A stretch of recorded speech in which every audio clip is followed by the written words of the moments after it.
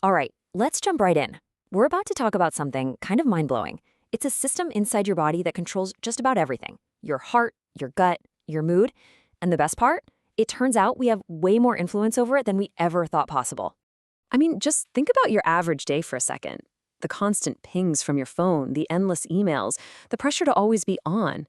Doesn't it feel like your internal alarm system is just stuck in the on position? Well, you're not imagining it. There's a really solid reason for that feeling, and it's a big deal. A growing body of research is pointing to the same conclusion. A whole bunch of our major health problems are actually connected to this one core issue, a nervous system that's forgotten how to hit the brakes.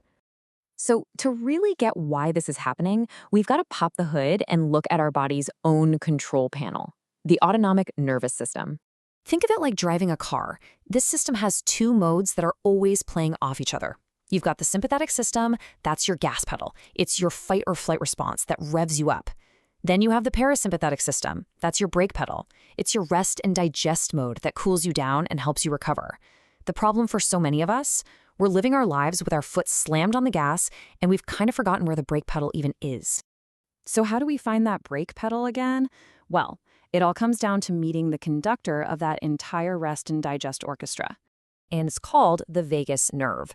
Seriously, the name literally comes from the Latin word for wandering, and that is the perfect description. It's this incredible information superhighway that wanders all the way from your brain down through your chest, connecting with your heart, your lungs, and all the way into your gut. And when I say its reach is massive, I am not kidding. It's in charge of your heart rate, your breathing, your digestion, and, get this, it's the boss of your body's anti-inflammatory response. It has this special pathway that lets it literally tell your body to cool it with the information. I mean, how crazy is that? Okay, so this nerve is a pretty big deal, but how can you tell if yours is, in good shape? Is there a report card for it? Well, kinda. It turns out our heart speaks this secret language that tells us exactly what's going on. That language is called heart rate variability, or HRV. And let me be super clear about this. This is not your pulse, it's not your heart rate. You see, your heart doesn't beat like a perfect metronome. HRV is all about measuring the tiny millisecond level differences in time between each of those heartbeats. So if you have a high HRV, that's awesome. It means there's a lot of natural variation, which shows your nervous system is flexible, it's resilient, and it can handle stress. Your brake pedal is working perfectly. On the flip side, a low HRV, where your heart beats more robotically, that's a red flag. It's a clear sign your gas pedal is stuck on, and it's directly linked to stress, inflammation, and a much higher risk for chronic disease. And just to give you an idea of how serious this is, the research is pretty stark here. A major analysis found that after a heart attack, people with low HRV are almost 4 times more likely to die. That's not a small number. It shows you just how vital this measurement really is. Okay, so that might sound a little scary, but here is the really good news. We have a problem, we have a way to measure it, and now we have solutions. Let's talk about the first one, a really well-proven technique that puts you back in the driver's seat using just your breath. It's called HRV biofeedback, and the idea behind it is actually pretty simple. It turns out that if you breathe at a very specific slow rhythm, what scientists call your resonance frequency, you can directly talk to your vagus nerve, wake it up, and literally boost your HRV right then and there.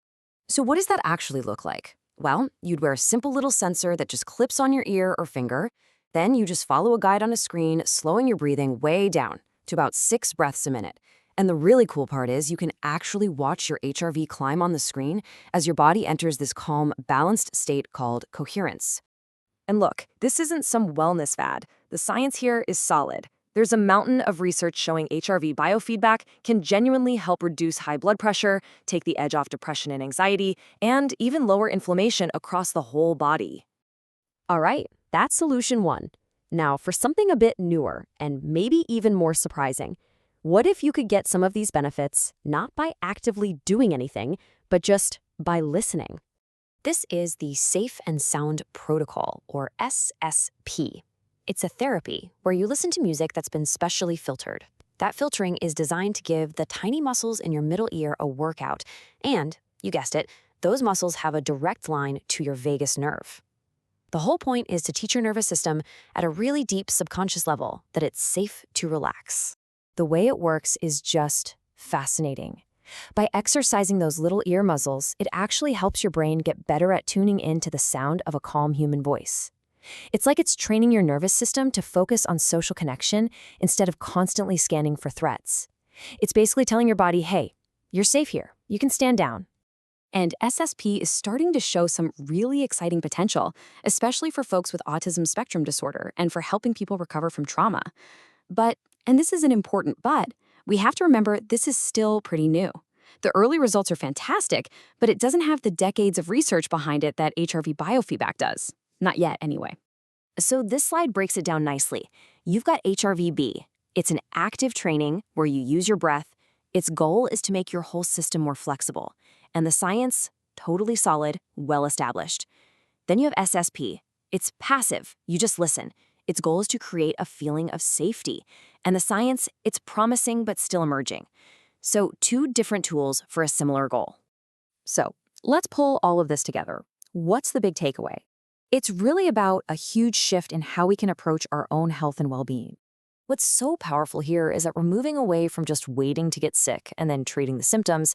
Instead, tools like these give us a way to be proactive. We can actually train our bodies to be more resilient, to handle stress better, so we're less likely to get stuck with that gas pedal floored all the time. And that really leaves us with one final thought.